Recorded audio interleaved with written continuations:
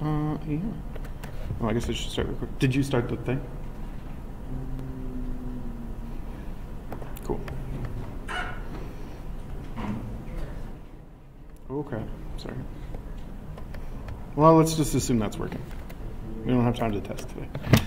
Okay, so news from the last week. Few things. That MageCart payment system hijacking malware is still a problem, but people have done some stats and some research on cleaning up MageCart infections. So this is that thing that intercepts payment card processing online. But what people found is that about 20% of the time, victims of this who've since remediated the problem get reinfected within about 10 days.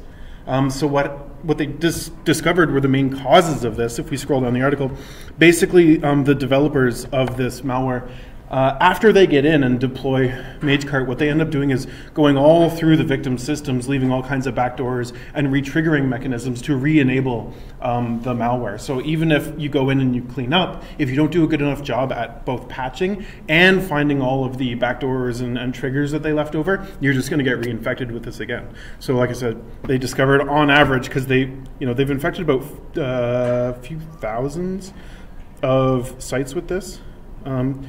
They say they found it on 40,000 domains.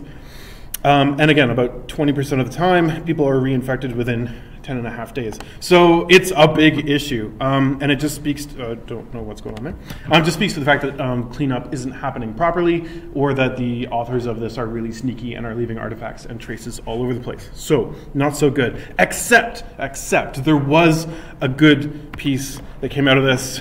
InfoWars got hit with MageCart also, so anything that screws with that horrible garbage person is amazing. Good. Anyways. Yeah. Those are people who are taking over, and they're infecting your payment systems. This was interesting, but it's a bit of a clickbaity headline because it's not as bad as the headline of the article might lead people to believe. So yes, researchers did use a bunch of AI to create what they call master fingerprints that try to fool biometric authentication systems on, like Touch ID stuff. What they ended up doing was they took a few thousand people's fingerprints, fed it into like a learning algorithm that tried to generate new fingerprints based on the data it had been fed. Then it passed that fingerprint to a standard fingerprint detection system, and if it got rejected, they kept it. If it got rejected, it got fed back into the learning system, and it tried to generate a new fingerprint until it had a bunch that matched a standard, is this a fingerprint, yes or no, kind of learning technique. So eventually this thing output really good fingerprints. But then the next step was to determine, could they have it output fingerprints that matched against a whole bunch of users, right? Because your phone doesn't match uniquely just your fingerprint, right? If you use Touch ID, because you've got like the roll trigger and like the quick tap and stuff like that. Odds are like the average person picks it up and it's not going to work for them, right? But they do kind of do a bit of fuzzy logic to try to make it convenient for you to use. So what these researchers did though was they used their sort of adversarial learning system to try to generate fingerprints that worked in a lot of cases, right? And what they found is that because there's usually a number of settings or sensitivity to fingerprint systems.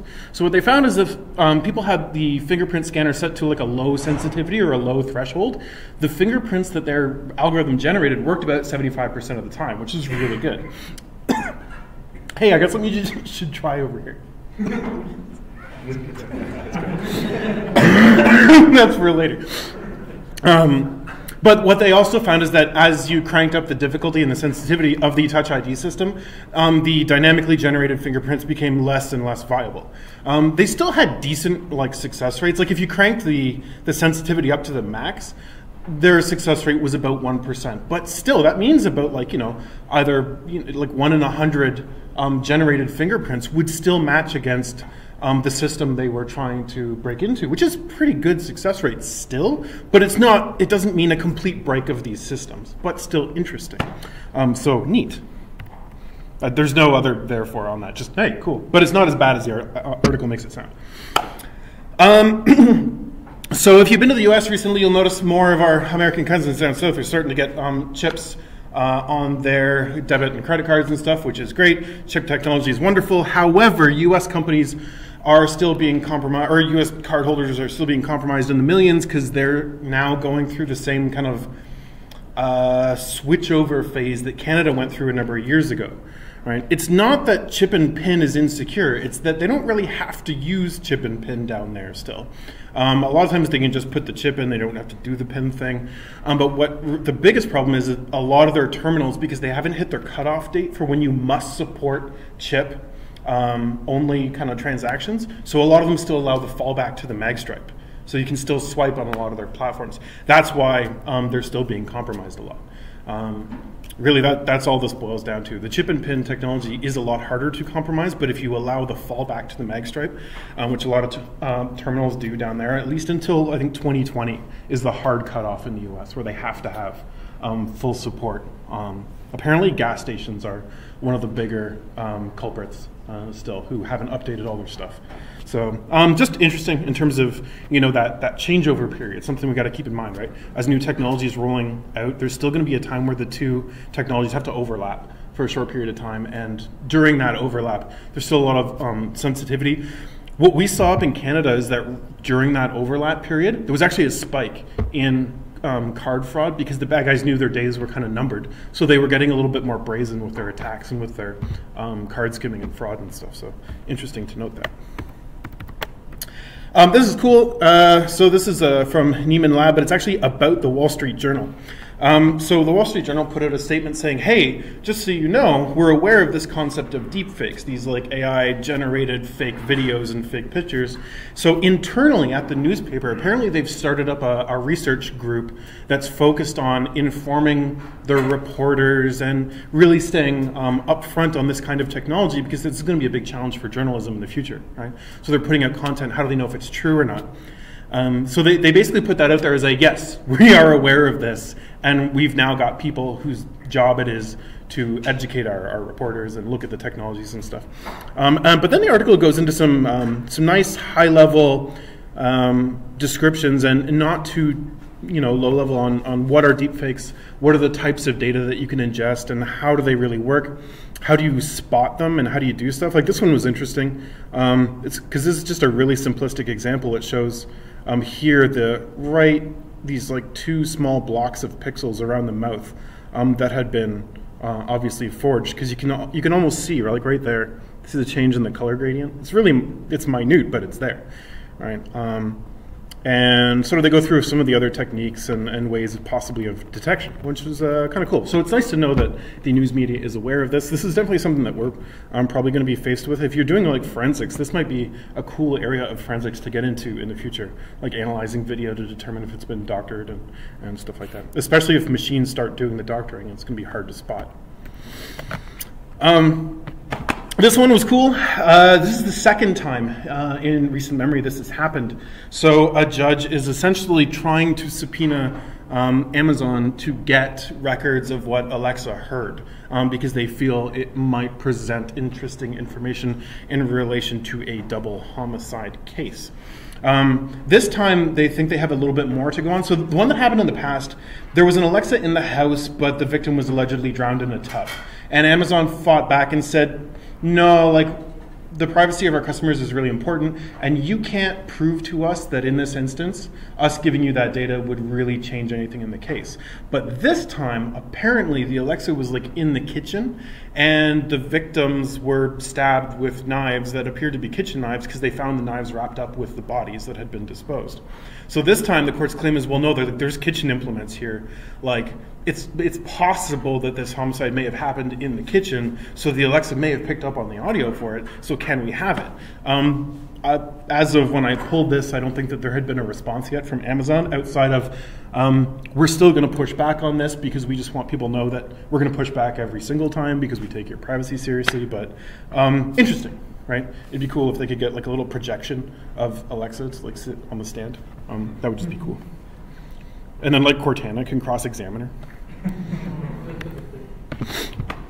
her. More Spectre and Meltdown stuff. So if you were with us through the summer, we did a lot of stories on the Spectre and Meltdown vulnerabilities in CPUs that researchers had discovered, mostly around speculative execution, meaning your chip tries to determine what it thinks might happen next and pre-does a bunch of computation to try to keep things nice and speedy. And some researchers found out that sometimes those pre-calculations can give away information. Those same researchers kept digging, and what they found basically is just a bunch more variants of the existing vulnerabilities, the Spectre and the Meltdown that they originally found. They're not necessarily new vulnerabilities, but they're variants of Spectre and Meltdown that were different enough that kind of they could classify them under their own sort of headings or names. Essentially, they do the same thing, though. They take advantage of the fact that parts of the machine are pre-doing calculations. There's just different parts of the machine that pre-do different types of calculations. For example, if you have something like an if statement compared to a loop, there's two different parts of the CPU that handle pre-calculating those things. So they found a vulnerability in one and then a vulnerability in another. They're related, but they're on different parts of the machine, so they're different vulnerabilities. Anyways, yeah, they said that based on what they found, some of the existing mitigations that Intel came out with already helped safeguard against these, and some of them, though, are not susceptible to, they're like not fixed by the existing patches that Intel put out. So interesting. This, I don't always do GitHub repos, but this was cool. Long ago, those of us who used like early versions of Metasploit loved that there was an exploit in Metasploit, or a module in Metasploit called autopwn. Basically, or a Hail Mary. Basically, like you just clicked a button and it just ran every exploit in Metasploit against the target, hoping to find something, right? It was funny to run. It was more of a proof of concept. It was really loud. It was really noisy. It was just screaming exploits at the machine you poked it at. However, this person kind of, they took that feature out, I think. This person kind of redid it to try to make it a little bit more concise, but it's still a noisy thing to attempt. What you do with this script module, you basically feed it a .nessus file, which is like the output of a Nessus vulnerability scan, and you feed that into Metasploit. So then at least it kind of understands a little bit about the target machine, and then it tries everything for the listed software. So it's still noisy. It doesn't try everything in the Metasploit catalog, but it still tries a hell of a lot of stuff. So again, this is your like last resort, I don't know what else to do, or like, this is my first time doing CTF, I'm just gonna YOLO, try to break into this machine and run that. That's cool. I'm glad people are still doing that because it's fun. Other stuff, this was neat. A telco in the US that was kind of acting like as a relay for other larger telcos had their database of SMS messages leaked. Because really, like, they would have to store the incoming data before forwarding it on to the rest of the telecom network. But they also, you know, from time to time, they collect the data. They just do high-level analysis to make sure messages are getting through okay and stuff like that. But what happened was that they accidentally left this database, of messages exposed to the internet. And not only that, not only did they just leave the messages exposed, I guess they had all the text messages indexed inside of a giant Elasticsearch database. And in front of that, if you've used the Elk stack before, which is Elasticsearch, Logstash, and Kibana, Kibana is the web-based front end that you use for searching Elastic clusters. Well, they left the Kibana front end exposed to the internet. So basically, not only were these SMS messages there, you already had like a really powerful search feature for looking through this data, like just sitting there on the internet, totally indexed. Okay, so yeah. This database was exposed today, or it says 2018, 11, 14, so was that November, that was 2 days ago? Yeah. Okay, cool. So yeah, I guess the impact would be, because I was wondering what the impact was. Because password reset, those codes expire after like what, 48 hours? Yep. So they actually went through some of the stuff that they found, and yeah, a bunch of the it's been taken down now, but yeah, they found a bunch of those like the reset pins and all kinds of other stuff like dating text messages, all kinds of really important stuff that was captured and indexed. The fact that it's like we're all right there, completely plain text searchable. Want to pay for the security suite for Elasticsearch because that thing costs like some obscene amount of money. Yeah. Or just, I don't know, just don't expose it to the internet. It's firewall, just good old port 80, just block that. Yeah. But whatevs. So yeah, that's not great. This is cool. And remember from a couple of weeks ago, we were talking about people like hacking tractors and hacking firmware on tractors to unlock DRM. Well, apparently some hacker down in Australia has been doing the same thing, but for CPAP machines, those things you sleep with if you have sleep apnea. Because apparently the firmware locks them down so that people can't like pull data out of it so they can look at their own results. And a lot of folks didn't like that because the claim is that a lot of doctors who were doing sleep studies in the US weren't taking the time to look at the patient's data, didn't know that there was other programs that you could run on this thing to try different programs out to see what would help people the most. So someone spent like allegedly thousands of hours basically like hacking away at the DRM on this thing and opening it up and making the data available for patients. And now there's forums all over the internet where these people are discussing, hey, here's my numbers from last night, and they're sharing and kind of working on this together. That's awesome. However, as a slight caveat, there was a note from a doctor who said, yeah, this is interesting, but if you crank the wrong settings, there is a slight risk that someone could kill themselves. Because this thing kind of forces air into your mouth. That's how they work, right? Because with sleep apnea, you kind of like your throat locks up and you stop breathing. So it has to push air in a little bit. But if you push air too hard when someone's asleep, you can kill them because of the force of the air pressure. So he was saying like, yeah, but there's a risk. So that's there. That's obviously a risk. But cool that someone did that to unlock this, because hopefully people are getting better treatment now. He was using it himself. Yeah, totally. I mean, I don't think he just decided I'm going to go hack and unlock this thing. Some people might, totally. But yeah, he needed it himself. Yeah, really cool. Neat. I like that people do that. What the heck? Japan. Oh, so good. So this particular minister, though, does have a history of, like, saying inappropriate things. Like, look up some of his quotes from like the Olympics. Like, he didn't really know much about the Olympics. Apparently this guy has said you know what, I've run a company since I was 25, so I don't need to know stuff. He just kind of has people find out stuff for him, and as long as he knows what he has to say ahead of time, he's happy taking on literally any role, and he'll pay someone to tell him what to say. So yeah, basically. So apparently, like, the only times he does bad in interviews is when people don't tell him the questions ahead of time. So anyways, it came out that he's actually just never used a computer. And he says, when I need technical things done, I just tell someone to do it for me. I know in the past we've kind of been back and forth on, should someone in an executive role in charge of, cybersecurity, do they necessarily need cybersecurity experience and stuff? And that's one line of argument. But this guy, if you're in charge of a country's cybersecurity and you don't even know how to use a computer, fine if he didn't have like a big background in tech or a big background in cybersecurity specifically, but dude doesn't know, like, he doesn't even use them on a regular basis. So when they were talking about policies around like found USB sticks being connected into nuclear power plants, if that's a good or bad idea, he didn't know what a USB stick was.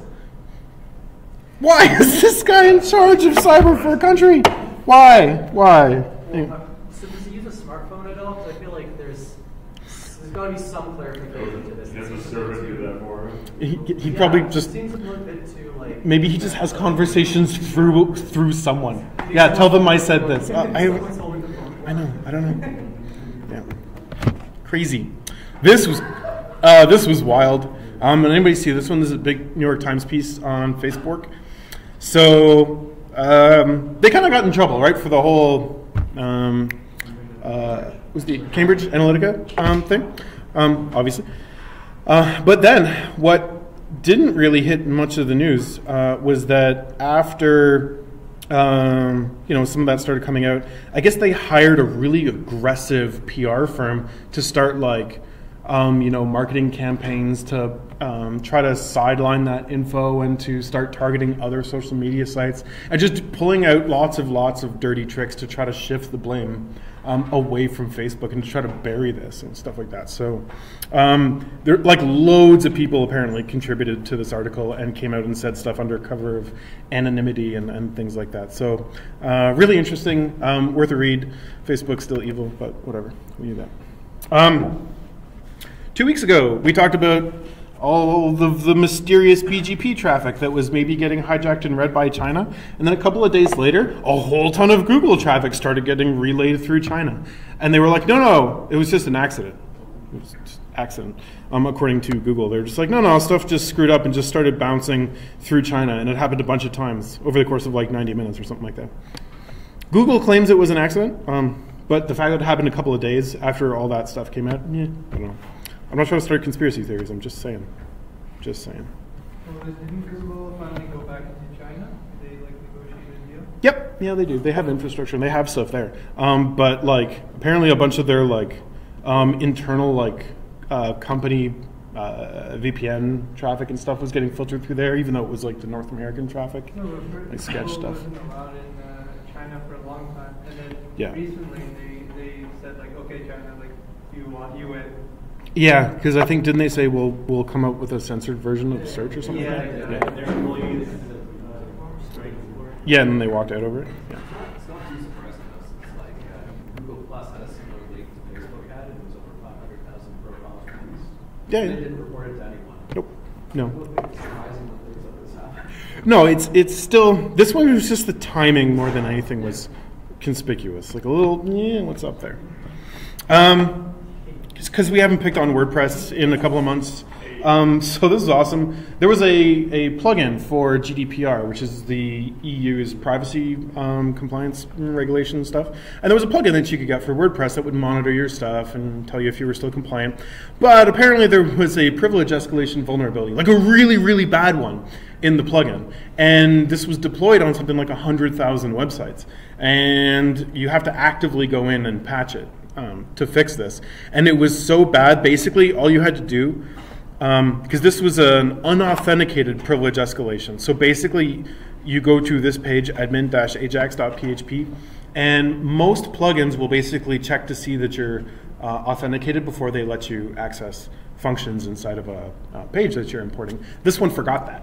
So basically, any user could throw commands at this admin page for the plugin, and then via that plugin, you could affect other parts of the WordPress blog. So at that point, you upload a file, you got yourself a shell on the machine. There you go, privilege escalation. So that was not great. Yep, that's all. Just fun to pick on WordPress sometimes. Because it's funny. North Korea ran a bunch of initial coin offerings to try to raise money. So basically they were saying, hey, and obviously not as North Korea. They just basically masqueraded and pretended to be a bunch of cryptocurrency startups offering initial coins to bring in money, while at the same time, in a separate vein of attacks, hacking cryptocurrency exchanges to siphon out money that way. Apparently they've just discovered that in general, sort of that market, those types of currencies are ripe for the pickings because of security issues and all kinds of other stuff.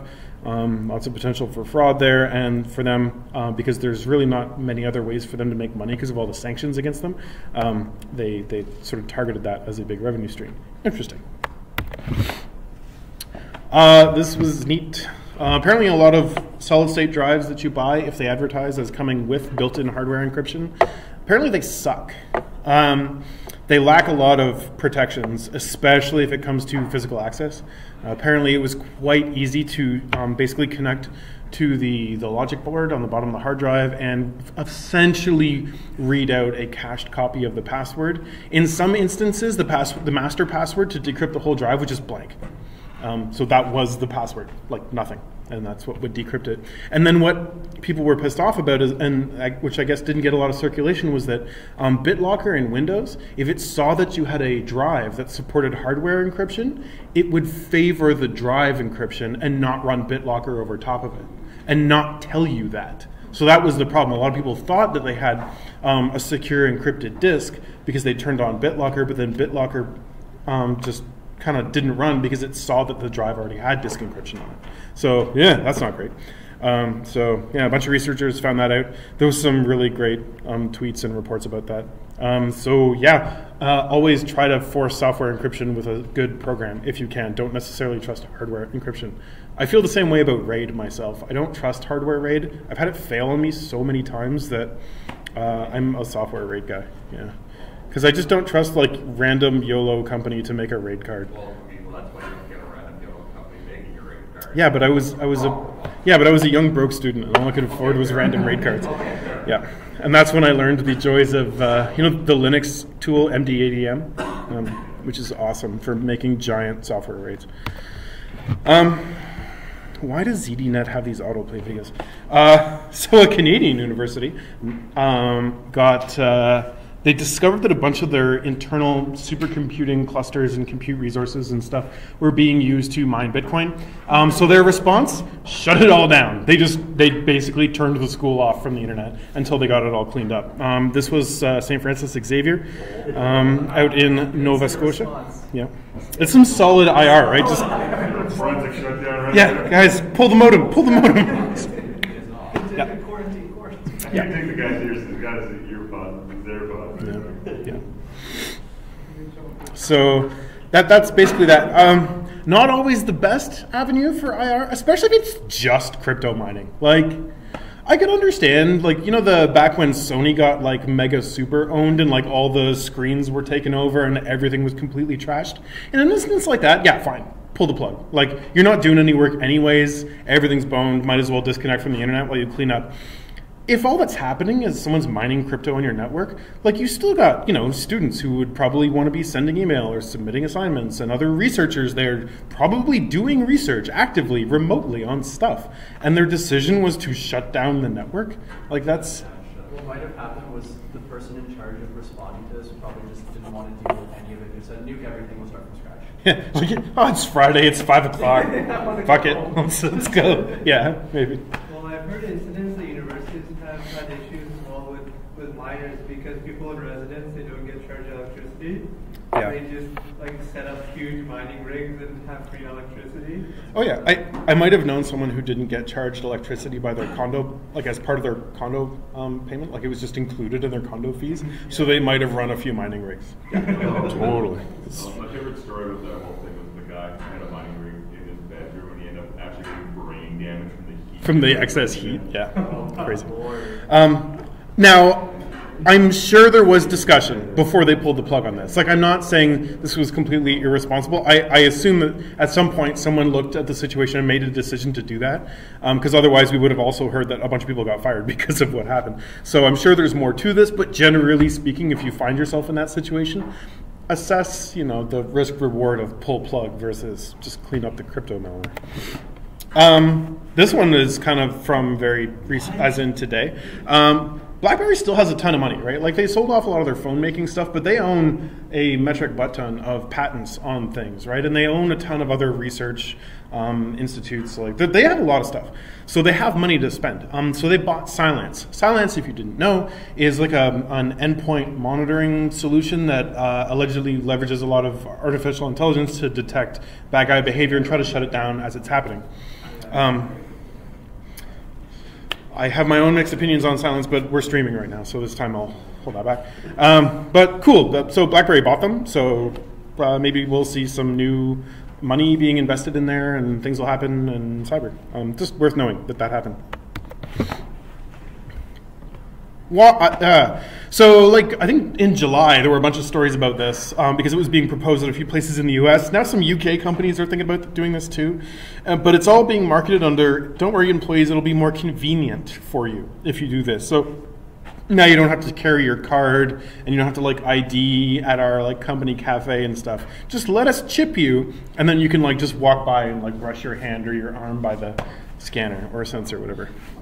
I've got a proxy that's not a good idea. Yeah, no. What if our slave pen just would have made so much money? Yeah, I don't know, man. I don't know. If I ever put a chip in myself, like I want read-write on it so that I can decide which codes I'm going to load onto my hand that day. Yeah. You know, like in that instance, because I know there's a couple of InfoSec people who do. Like they've implanted RFID chips in themselves and they put their own codes on it. I don't want some employer putting that in my hand though. But the other, actually, I might be open to that if I can decide what like numbers are stored there. Have you kind of like in Jim? Yeah, yeah. Wasn't it also them open up to people like stealing the credentials as well? Because if they carry it all the time with them, someone just has to walk by and take it with a scanner. Yeah, a lot of it depends on the exact technology that they're using, because you can make these things so sensitive that like the distance has to be, you know, like millimeters away. Kind of like the, you know, the wireless phone charging. Like the second you get, you know, like a centimeter off of it, it depends. Like, yeah, you totally could, but you have to adjust the sensitivity. Imagine people going around like actually like a Faraday glove on. Yeah. Take my glove off, unlock my door. The annual Pwn to Own contest wrapped up earlier this week. And as usual, everything fell. Basically, this contest happens every year. Usually all the major browsers and all the current patched, most up-to-date versions of all the major smartphone brands submit to it. And what happens is a bunch of teams try to chain, exploits that they have sitting in their back pocket together. And if you essentially root a device based on your big long exploit chain, you get lots and lots of money. So this one was all the major smartphones right now. Essentially, the way this works is from the smartphone, you have to be able to demonstrate that from the phone, just visiting a website, from just that action, you can take over and root and compromise the complete device. And yeah, all of these devices fell, and the people who did it were awarded many, many dollars. So cool, good for them. They do the same thing for the web browsers. They all fall pretty quickly too. So good, awesome. Hackers still making money, good. This one was funny. A vulnerability researcher basically just YOLO dropped a 0-day for VirtualBox earlier in the week. And when I say just dropped it, like literally from his Twitter account, he's like, hey, here's a video of me doing like a VM break in VirtualBox, and here's the link to my GitHub repo that I just posted that has the exploit in it. Go nuts, everybody. And that was how he announced the vulnerability. And everyone was just like running around with their hair on fire. And then they all realized, oh no, wait, we run VMware, so we're okay. But still, like, as a method of vuln disclosure, that's just about as out there as you get. Yeah. Did you see the guy's rants and stuff? Yeah, he was pissed off at a lot of the sensitivity around vuln disclosure and tried to make it political and stuff like that. But yeah, and bug bounties and all that kind of stuff. Yeah. It sounds a lot like the person who dropped the recent Windows 10 to system bug. Yeah. Sandbox Escaper, they did the same thing. Yeah, that was kind of just put out there as well, wasn't it? Yeah. And that was a lady, and she was like happy with. Yeah. She did, the same thing happened. They put up a Twitter post saying like, oh yeah, I'm just sick of Infosec. Like here, I don't want. Yeah, just here, have these. Can't sell it to the Russians. Yeah. Now this article was from a week ago, and at the time there was no patch, but I'm sure there is one now, because Hacker News tends to post stuff really quickly. This one was cool. A researcher found a bug in Steam that would basically allow for like unlimited downloads without a key. And Steam looked at that and was like, can we have that? And they were like, yes. And Steam was like, sweet, thanks. Here's 20 grand for that bug. So, this guy released the bug, man. Right? I know. I know. So that's cool. That's one reason to maybe be an independent bug bounty and vulnerability researcher, because that's, as far as bug bounty awards go, that's pretty darn good. Like, yeah. Maybe the other guy should have been looking at Steam instead of. Yeah, maybe. Still, yeah, and that was about it. So some good stuff from the past 2 weeks. Definitely some big name things happening and such. Break for a couple minutes while our guest speaker comes and sets up. And if anybody wants to come try a programming contest, I have something. Yeah, anyways, cool. Thanks for listening to the news.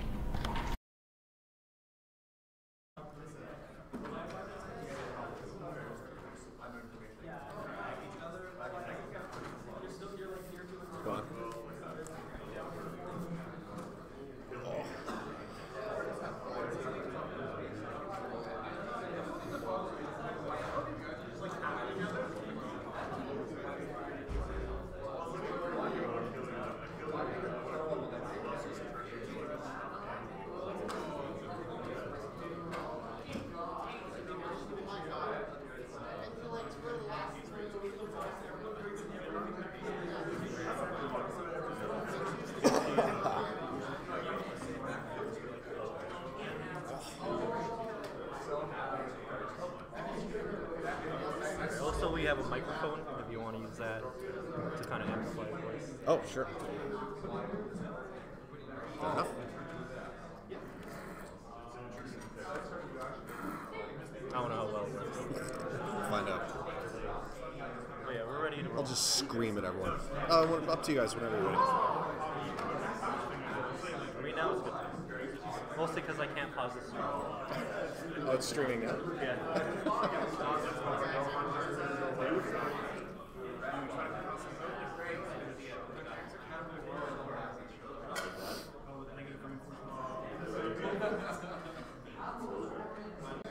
When does it normally start?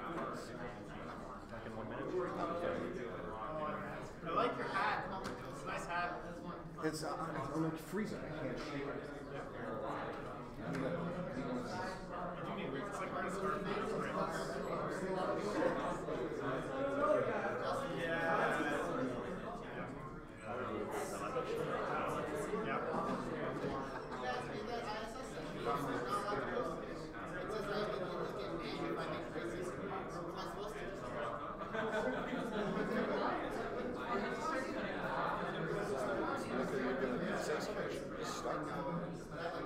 All right, everyone, we'd like to welcome Lee Kagan.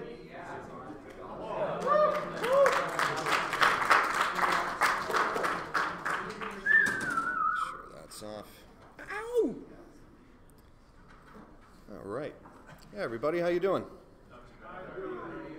I am well, thank you. That was very sweet. Great to be here again. Good to see a lot of you. Hey, buddy.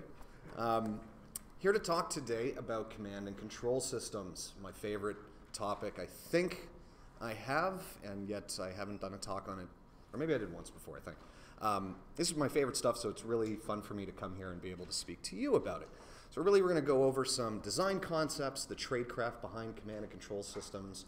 I'm going to assume that some people know nothing about this, so I'll cover some very basic topics and then move into a bit more advanced tradecraft and hopefully some stuff you haven't heard before that's new and exciting.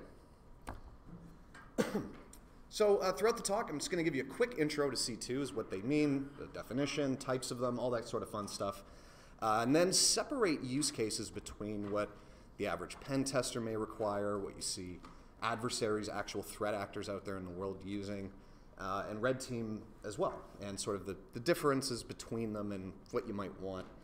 We're going to go over very quickly just a couple interesting C2 examples from the wild that have been used by threat groups. There was a demo I was going to do, but we're not going to do that.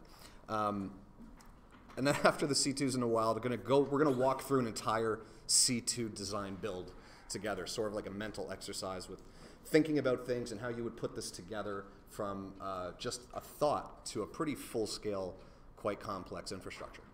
And then, yeah, just some examples of tools and references where you can go check this stuff out, and that's really going to be it. If we have some time left over, maybe we can do some Q&A type stuff, and that's really it, so let's kick it off. So about me, my name is Lee Kagan. I go by @InvokeThreatGuy on Twitter from Red Black Security. I know Sheridan's team was here at C3X this year, our red-blue challenge game we have, so that's why I'm recognizing a few faces. I have a blog. It's invokethreat.actor. A little stale. There's no consistency for when I post stuff, so usually it's just when I'm bored and I have an idea, I'll put something up there. What I really like to do, though, is offensive research, red teaming, and studying adversary systems, adversary tactics, what they're doing, what's kind of interesting, all that sort of stuff. And that was the reason why I love C2s. Building them is just a lot of fun. If you're into any sort of infrastructure building or networking, C2s become a lot of fun. There's really no difference between building a command and control system than building a regular infrastructure. Just one's evil. That's really all it is. So a quick introduction. A lot of definitions out there. I could roll my own. I really like this one. It's a little militarized. It's from some military doctrine. You can see there at the link down at the bottom. The exercise of authority and direction by a properly designated commander over assigned and attached forces in the accomplishment of the mission, also called the C2. These are important words. Should have actually bolded them out. Designated commander, assigned and attached forces in the accomplishment of a mission. There is a goal. The infrastructure is designed to behave a certain way. There is an authoritative figure or multiple behind it. This is an important part of the structure and how you look at C2, right? There is authority over it by an operator or multiple operators. And it's designed with intention. You know, not all the time, but most of the time, it's built for a certain reason. Because there's different ways. You can get very creative with C2. So the way you may want to put it together could be complex, could be quite simple, could be really bizarre and weird in terms of how it behaves, but that's because there's some kind of motive behind why you stitched it together that way. Why have one? What's the purpose of a C2? What does it benefit you? Well, in no real order of importance, the real pieces that I always see is it's ways to have, again, operators, human beings behind this infrastructure. We're not talking about some automated ransomware thing that's just spreading from machine to machine if it gets lucky. We're talking about people sitting behind a console somewhere, your C2 endpoints, awaiting for access to come in, and they're going to make informed decisions on what they do next, right? That's a pretty key piece of it. There's the obvious, it's a means to command your target, right? To have authority over the infected systems and the target environment you're going after. In the same light, it's a way to receive information back from your target. How do you get that data out? Stealthy, covertly, loudly, whatever works for you. There's a physical and not quite, almost a metaphorical distance that it puts between the human and the target. Now we could just sum that up very easily and call it the internet. But it goes a little bit beyond that.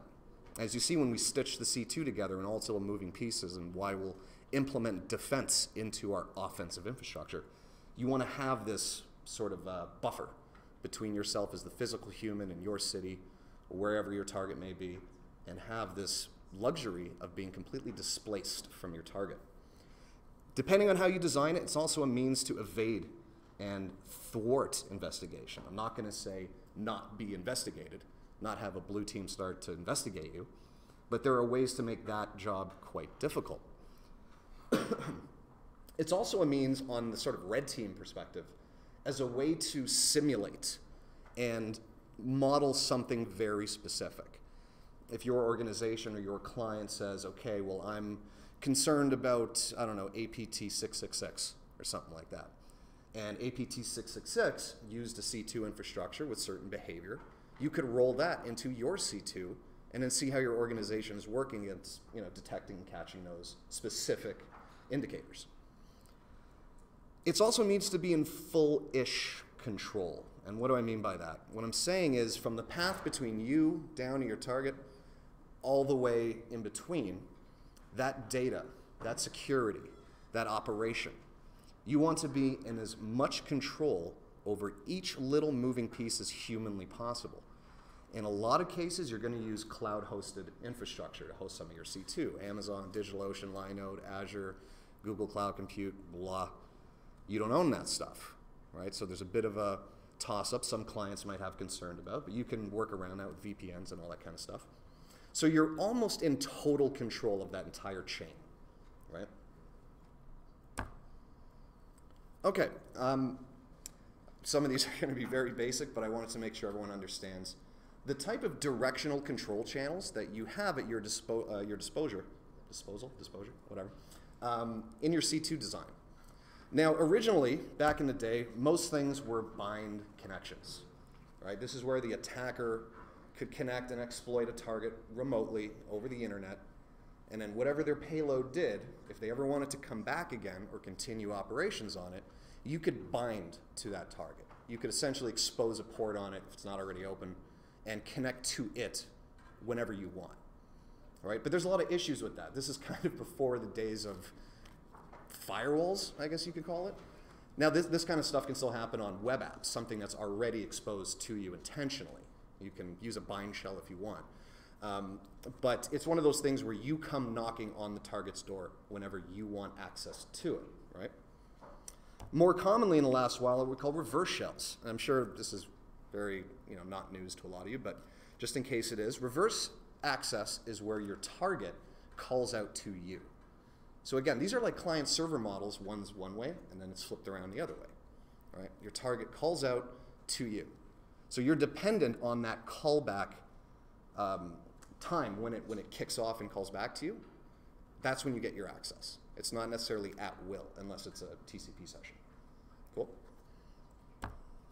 Next one, a little bit more popular these days. Almost all modern exploit frameworks, Cobalt Strike, PowerShell Empire, Metasploit, use heartbeats or beacons, something that ticks out on a given interval, right? 5 seconds, 5 minutes, 5 hours, 5 days, whatever it is.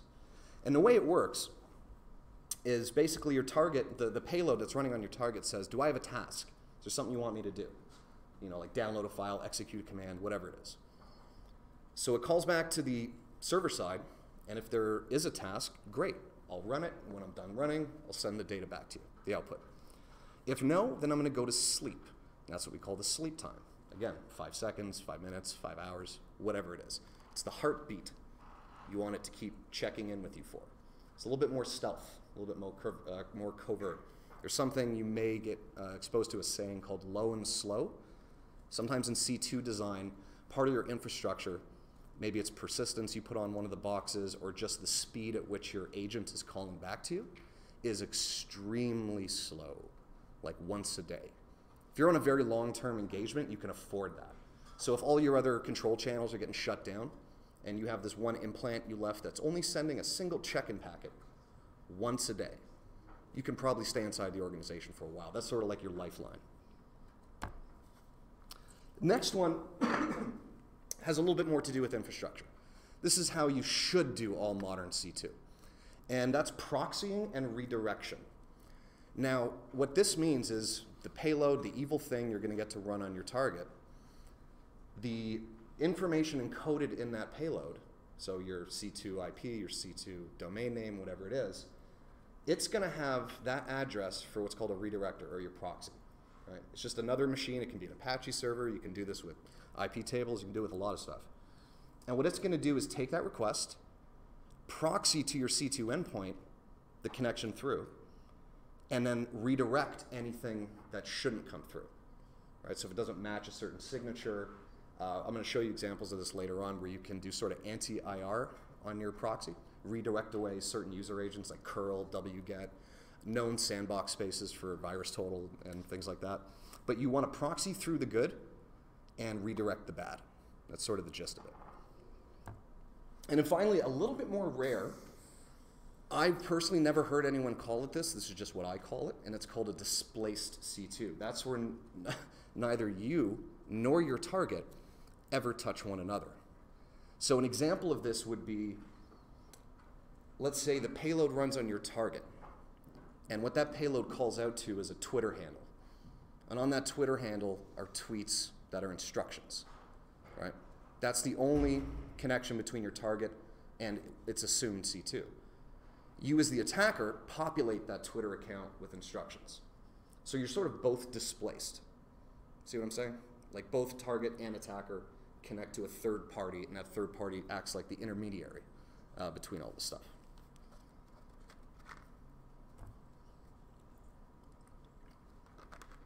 Sorry guys, I feel like I'm losing my voice. I apologize. Okay, so differences in C2 design. Penetration testing. Now, everything I'm saying here is not set in stone, but it's, I think at least there's some sound logic to this.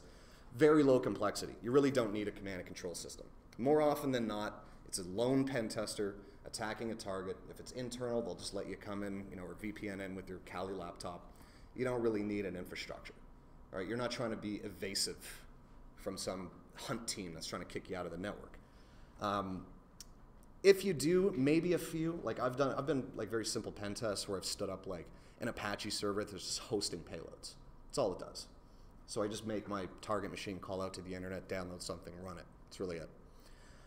Often you're not trying to appear as anything specific, right? It's a pen test. You're just testing exploitability. You're not really going for modeling behavior or doomsday impact on a business. So you don't really require this. By all means, have fun with it. But on on a pen test, you're probably not going to really need it. Threat actors are interesting to case study for C2 design. Reason is they don't always need to be fancy. Sometimes they're really large, full-blown, complicated things. Sometimes they're really bizarre, crazy, weird ones, and I'll show you a couple examples of that soon. They're more concerned with just getting the job done. How big does this need to be? What little moving pieces of it are going to help me accomplish my task? So they're not really into fancy, new red team C2 tools to be pushed on GitHub. They'll just sort of roll their own weird thing that's going to help them get it done. But instead of building it, you can rent it.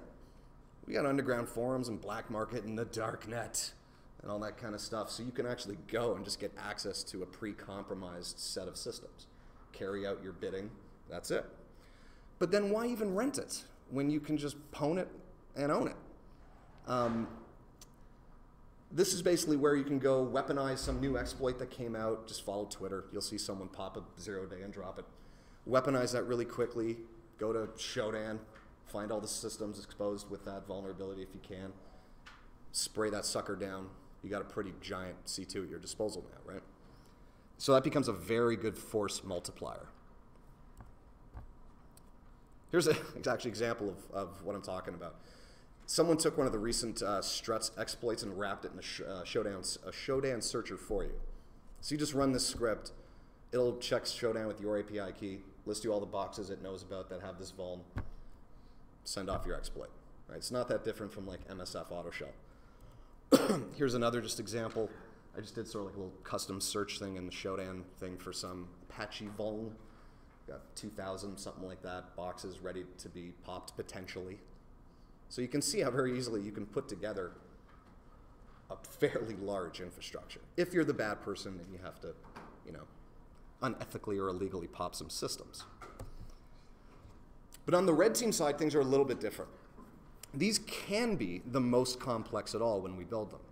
Reason is we can't just do whatever we want. We have to ensure secure comms between ourselves and the C2 and the client. We have to ensure a whole bunch of stuff, certain policies. There's geolocation issues sometimes, but where the C2 is actually, you know, being called out to from infected machines within an organization. There can be a lot of operators behind a large, long-term red team engagement. It can still be a few. It can get up to 10, 15, 20, 30, 40. And you might break those operators down into red team cells. And from those cells, you may have the people that are tasked with network operations, hunting users down, persisting, which is a whole art form, data mining stuff inside the network. You're dividing your resources to command and conquer, right?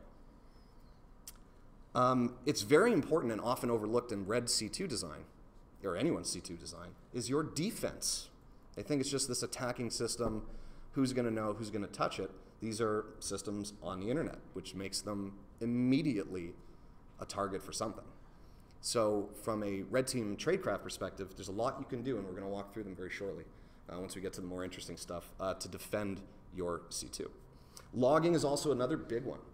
See, a lot, even on a pen test, log all your actions. Put on LTerm or something like that if you're using Linux and just have a console history of every single thing you did. You got an elk stack somewhere, shove those logs off to elk and always have a record of every single action you did. On a red team, it's important to be able to know what other people did. So if you're the access manager or some sort of captain or something like that on your red team, you can have those metrics. Which of my operators, dropped EXEs on disk, and I said that was a no-no. How many of them signed in 20 minutes late to the op?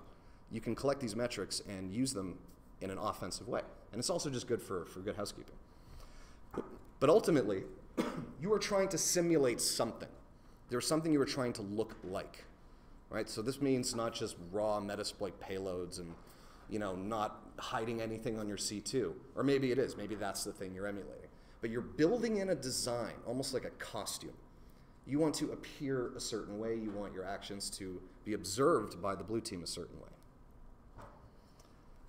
Hope that's visible. So this is just an example of using a really, really cool tool called Red Baron.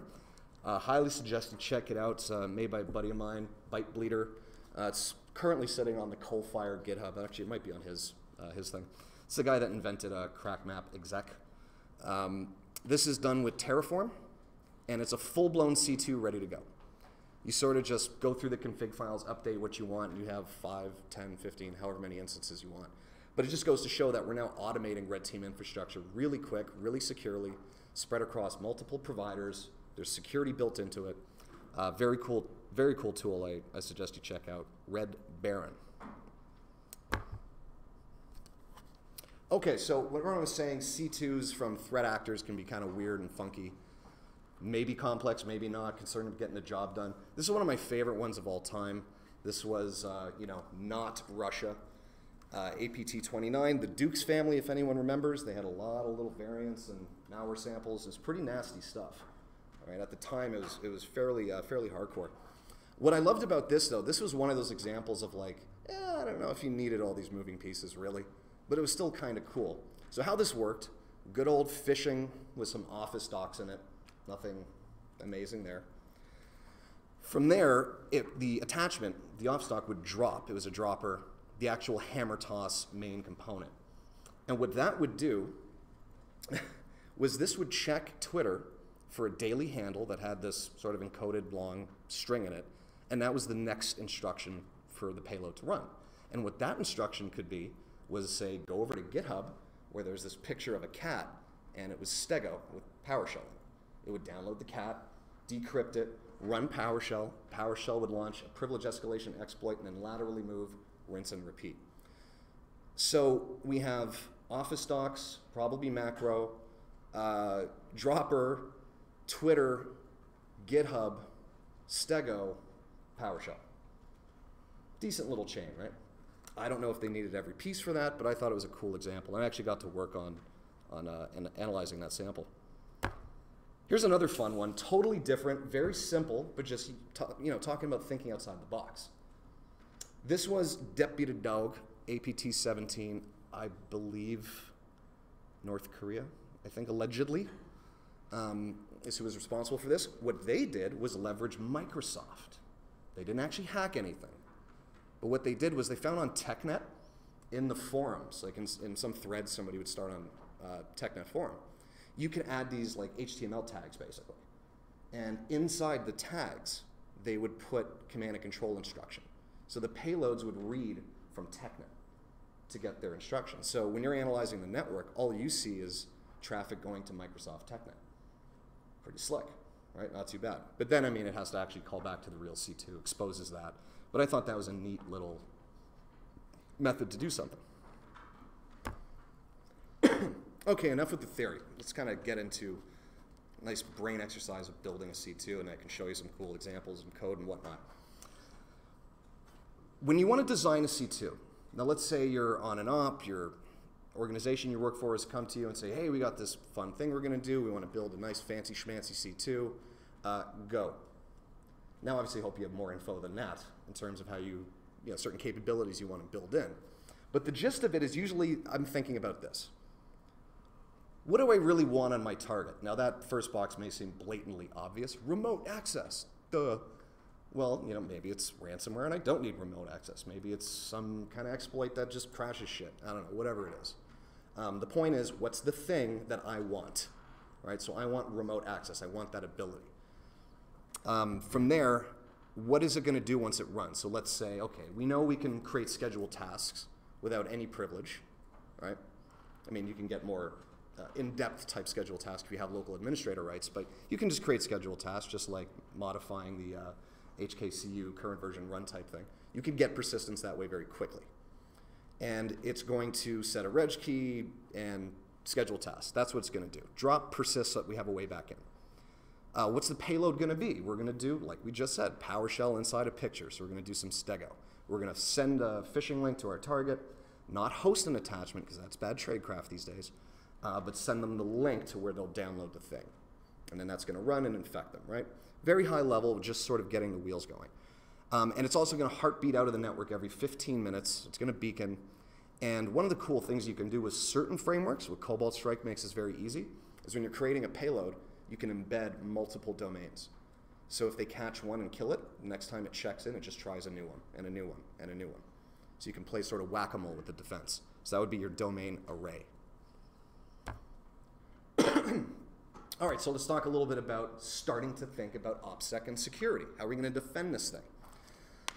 Number one, let's start with domains. All right, it's one thing to just buy, hey, I look like EasyWeb or tvbank.com.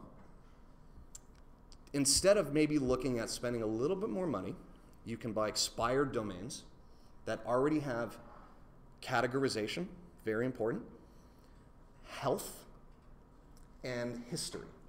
These are not brand new domains which can start triggering the pattern of detection. Or what you can do is buy something that looks like your target, Try to get it 6 months in advance, maybe a year if you're that lucky to know the engagement's coming, and you point the A record of your domain to your target. And you just let that age like cheese or wine. It's the same thing. The more you let that thing age, you don't do anything with it, you just let it sit, let the internet cache that DNS, you're on the right track, okay? Oh, actually, just one more note on categorization. For times where you want to use SSL in a C2, like domain fronting, that becomes an issue, especially if they're doing SSL inspection. Categorize you can submit a domain you own for categorization. And what you want to submit it for is something like health industry, finance, and government. Does anyone know why?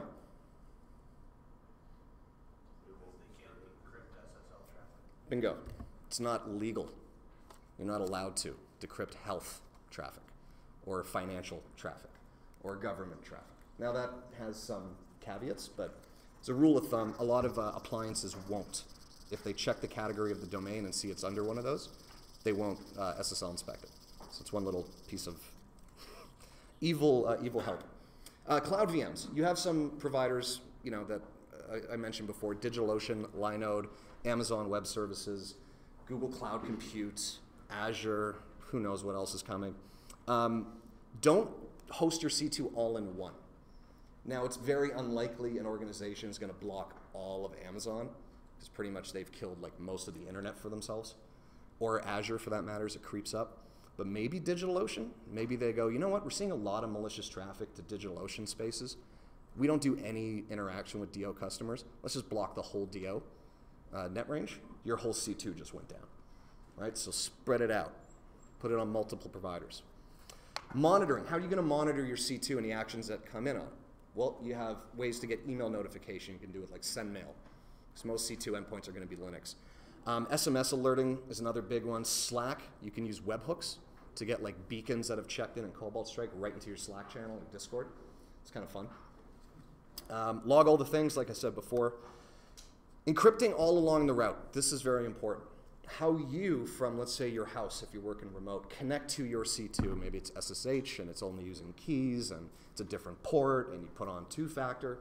Pretty good start. Your target, when it connects back to your C2, is that over a secure comms channel? What else is in that data center where they're hosting your cloud instance? Is the country that you're operating out of for your C2 cool with your customer? You got to make sure about all that stuff. And then harden your C2 down like you would any web-facing instance. Log to ban, or log watch, fail to ban, any sort of honeypot, whatever you want. Just treat it like anything else you would expose to the internet. You really want to defend this thing. All right, that part's very important. Here's an example if you want to pick up expired domains. It's literally expireddomains.net. Just go there. You can find some really interesting stuff that has recently come up. I don't know if yeah, why not? What the hell? We're doing some domain fronting lessons. Found out that Amazon CloudFront was still fronting, I think, the Boston office of the FBI. So you could front your C2 through boston.fbi.gov because of CloudFront. Kind of, I wouldn't do it because you'll probably get a knock on the door, but yeah, check out expireddomains.net. It's really fun. Here's 3 examples if you want to submit a domain you just acquired for categorization. You can use Palo Alto's URL filtering, McAfee's trusted source, and Symantec's sitereview.bluecoat. There's more, some you have to sign up for and stuff like that, but you buy a domain, you submit it for cat, let it kind of age a bit, and you'll be good to go. And here's just an example of what it looks like to monitor your beacons coming in on Slack. This is a really cool post by ThreadExpress, and I think if you don't like Slack, there's some concerns with using Slack and having notifications and certain data come in from shells from your customer. Because if you're not doing Slack Enterprise, it means that data is sitting with Slack as a company. That might not be cool with some people. All right, so it's just some food for thought. All right, the stuff I really like to talk about. More OPSEC and security. Restricting traffic not only to your C2, but also parts of your C2 to one another. So and a very high level, only your team, your red team, should be able to log in to your C2. But what I mean by that is globally firewalling off, wherever you're all operating out of, basically whitelisting IPs, to who can SSH in, right? Who can connect to 50,050 for Cobalt Strike team servers? Only you. That's step one, right? Your targets, if you really want to go nuts, if you have their IP space, whitelist them to connect to your C2 as well, especially the front side, the redirectors. So it's only them that if they get infected, the callouts will even be allowed to touch your endpoints. And then anything else gets firewalled off or redirected away. Every single thing else. Keying, this is a fun one. I see a lot of people not talk about this sometimes when using Metasploit and using Empire and using Cobalt Strike. What you can do is key your payloads in many ways, and I'm going to touch on a few of them.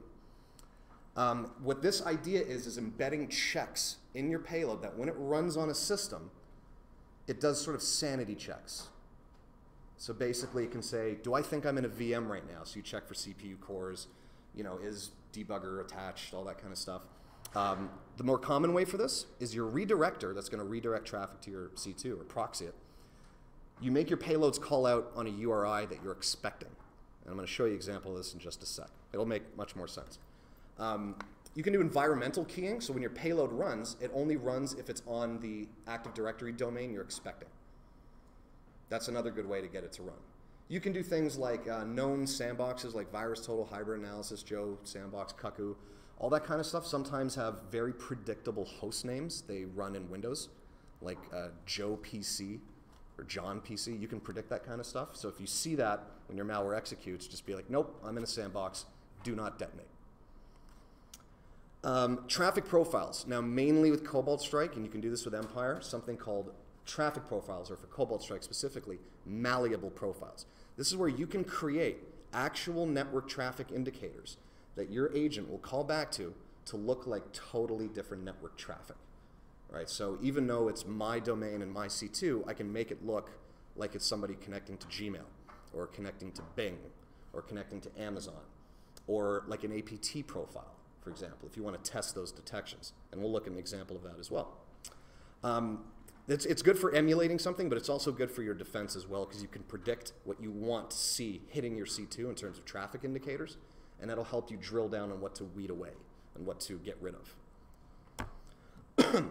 Here is I can't fit this all on one page. There's like 400 or 500 lines in this one mod rewrite rule set. If anyone's unfamiliar with mod rewrite, it is an Apache module that allows you to take an incoming request and rewrite it based on certain conditions and do something with it. This is how we proxy. The redirector running mod rewrite will accept what the malware agent is going to call to. If certain conditions are correct, I will proxy that to Cobalt Strike or Metasploit, whatever you want. If not, I'm going to redirect it away. This list, which is from Curious Jack, has pretty much every known, almost, sandbox IP net range you could think of. They're all in there. VirusTotal, Trend Micro, Zscaler, whatever. All that kind of stuff. It's a huge, huge rule set. So you can see right away we can just deflect sandbox attempts away from us. Right? Here's one I did earlier today. I like demos, is usually my demo domain. This is a mod rewrite rule set. Okay? So I'm going to sort of walk you through this as best I can. Can I see my mouse? There we go. So I have this site dev.ilikedemos.com. That's my redirector. It's just an Apache machine with mod rewrite enabled. And this is my mod rewrite rule set. I have 3 different Cobalt Strike servers that I want to redirect traffic to should it come in on my redirector. The way I'm going to tell is if any requesting URI hits this redirector, and that URI is anything beginning with Team Server 01 or TS01, that's all I care about. If I see that at the beginning of the request after the URL, what we're going to do is rewrite that rule to send it to this address, which is my actual Cobalt Strike team server. That's the thing that's going to accept the payload and start doing commands. And we're going to proxy that. Proxy pass reverse is a nice little addition that says when the server side, when the C2 responds back, don't respond back with your info, like your IP. Respond back with the redirectors. Sort of prevents data leakage of your C2. And we have 3 different ones. If I see one on TSO2, send them to that one. TSO3, send them to that one. Anything else, ship them off to google.ca. If you do not match that request URI specifically, I send you to Google.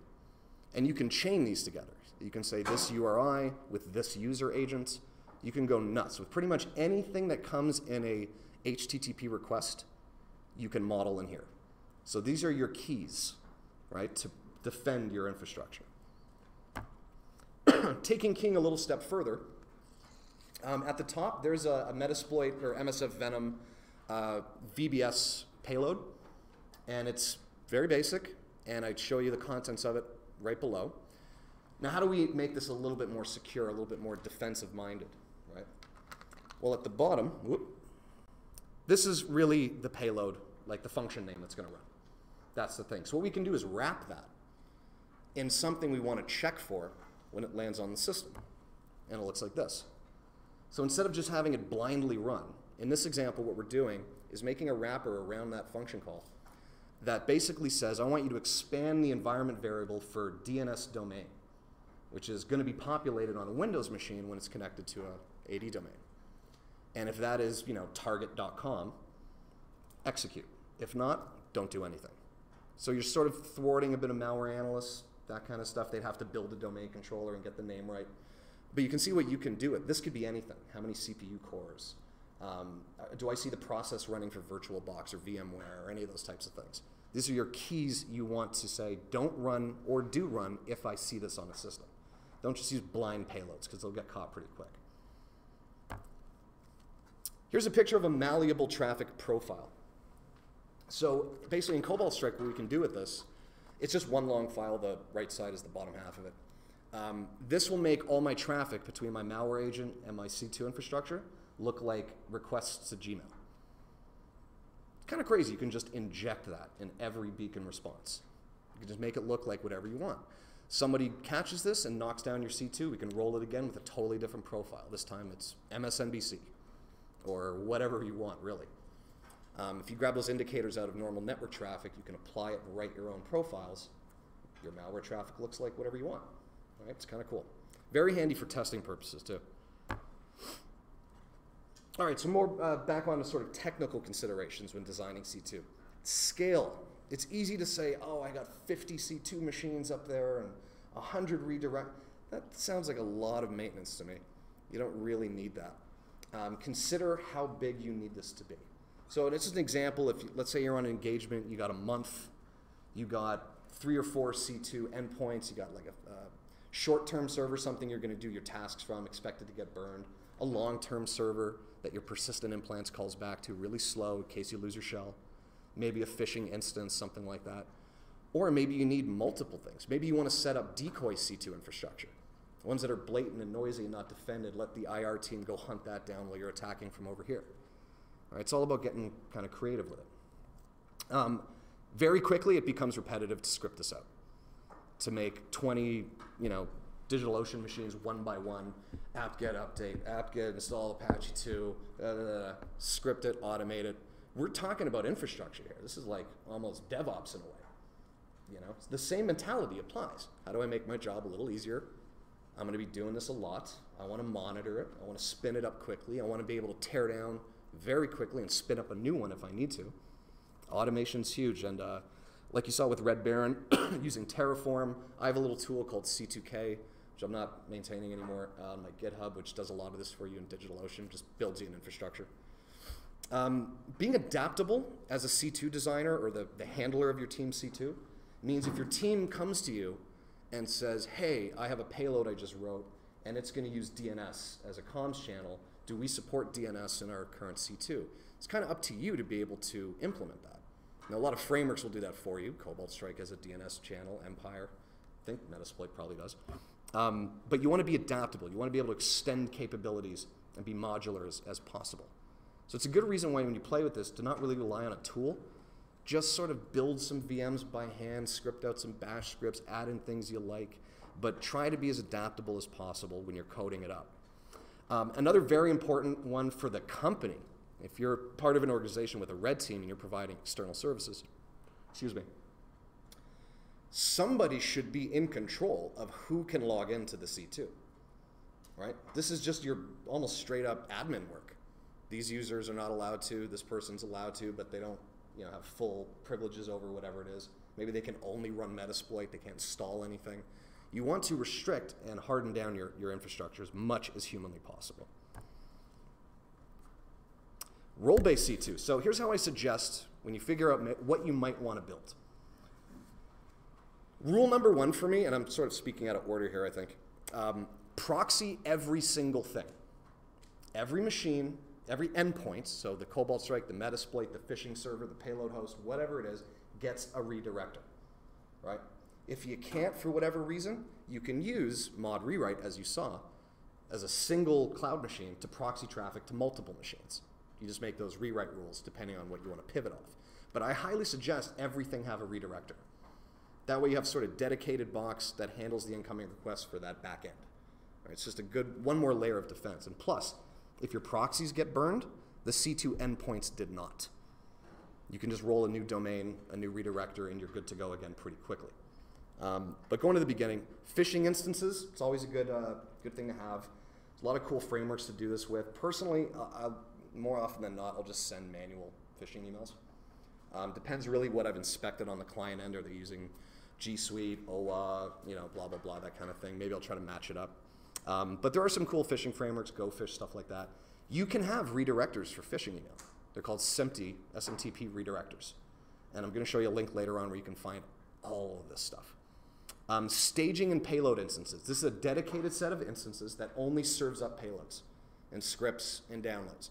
That's it. That one will probably get caught at some point during an op, so who cares if it goes down? It's just a file host. It's not attached to anything else in your C2. Short-term, long-term instances. So here's where I sometimes get into arguments with people about what's the stealthiest communications channel. Some people say DNS is. And I go, okay, that's fair. Here's the thing.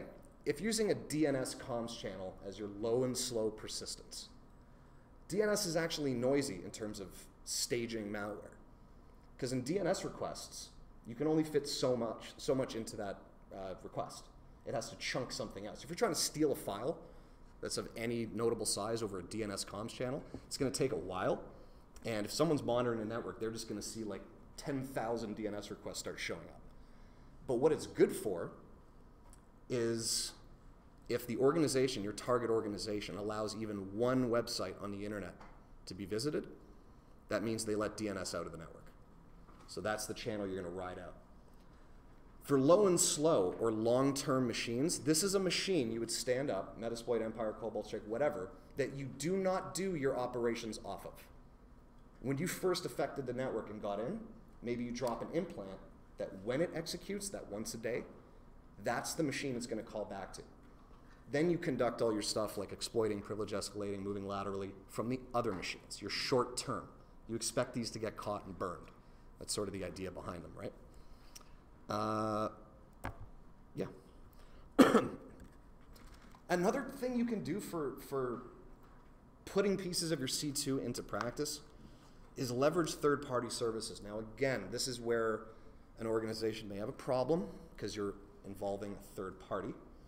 There are tools, malware, APTs, threat groups that have used Twitter. I've seen Telegram rats. I don't know if there's been an Instagram one yet, but why not? I'm sure there will be. Email.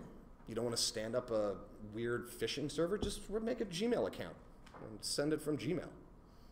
Like you don't have to have a complex, crazy phishing server. Or just domain-based. When you categorize and register that new domain, set up email for it, and then you sort of get the reputation of that domain. Cloud storage. You want to make a file host or a payload host? How about OneDrive? How about Dropbox? How about Google Drive? Those are trusted. And by the way, I don't know if anyone's noticed, but they have atrocious, determining what's like a bad file, especially on Google Drive. It's just the worst. It'll tell you good things are bad and bad things are fine. It's really weird. So yeah, you can just host known things. What are we talking about with that concept? Trust. What's maybe likely a domain that the target network won't think is bad? So if they just see something going to Google Drive or OneDrive, whatever it is, you might be good. Again, with the cloud VMs, leveraging AWS for a lot of stuff. They have route 53, I think, their DNS provider. CloudFront, if you want to do fronting, all that kind of stuff. Google Cloud Compute and Google App Engine, you can just host an app that's part of your C2 that does something evil, and it's riding Google's chain. And then, like, yeah, right there again, anything as a service is awesome for third-party C2. Again, Google Cloud Compute, App Engine, Azure, Amazon Web Services, DigitalOcean. And then also, very importantly, how are you and your team going to communicate if you're not all in the same place? You got to have a good, safe, secure way to talk to one another. And maybe it's Slack, maybe it's some kind of TeamSpeak, audio-video conference. That's entirely up to you. Okay, so maybe the one website I spend most of my time on. If there's anything to take out of this entire talk, it's go visit this site. Blue screen of Jeff Dimmock, and I think Steve Brosh as well set this one up. Yeah, and it's called the Red Team Infrastructure Wiki. This has every single piece you could think of, and a reference to a blog tutorial and a tool and the logic behind it. There's some really crazy stuff in here. I highly suggest you check it out if you're interested in malicious infrastructure. So it's just github.com, blue screen of Jeff / Red Team Infrastructure Wiki. Oh my God, I'm getting near the end here. So just a final little piece and a sort of shameful plug, I guess. When it comes to automating C2 builds, if you want, you can check out C2K. It's the command and control kit. I think I published it a year or two ago on GitHub. It's just a bash script that only works with DigitalOcean and Cobalt Strike, but you can really easily just take the commands out for installing Cobalt Strike and make it Metasploit. But it deploys DigitalOcean droplets for you in seconds. So you can have 5 to 10 droplets in about 10 seconds. Fully on, ready to go, ready for you to connect to them. And then you push the script over to them, just SCP it over, run it again, and it'll convert those into what you want out of the menu. So make this a redirector, make this a DNS thing, make this a Cobalt Strike server, whatever you want. And it comes with automatic firewall rules, a little bit of defensive monitoring for you. I was going to work on this more and adapt it to the modern times, but instead I'm going to move over to Terraform, so it's going to be a completely different tool. But if you want, you can go check that one out. It's kind of fun. Yeah, I think that's pretty much it. Same links again. There's my C2K, my GitHub page if you want, the Red Team Infrastructure Wiki.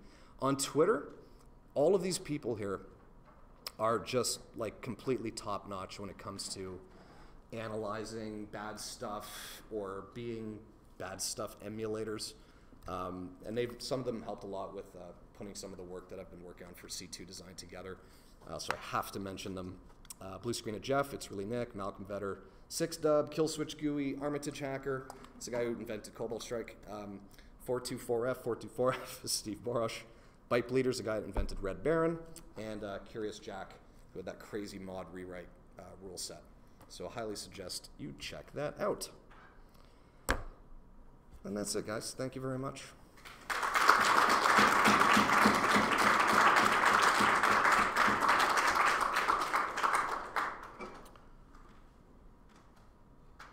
Yes, Nick. So, have you ever looked at sort of the costs of running your automated infrastructure deployments, and could you ballpark what a deployment would run on our team? So I'm partial to DigitalOcean. Me too. Good. Actually, side note, just before I answer that one, if you want to play around, play with DigitalOcean. Now you have to add a credit card number. With Amazon, you can get the T2 Micro free tier, which I think you get like 70 hours, 700 hours. Google, it's $300. Oh, okay, for free. Yeah. Nice, not bad. With DigitalOcean, you got to pay, but this is streaming, right? Yeah. Okay, well, whatever. They said this to me in an email. Amazon and Azure, if you pen test anything in there, they actually have an authorization form.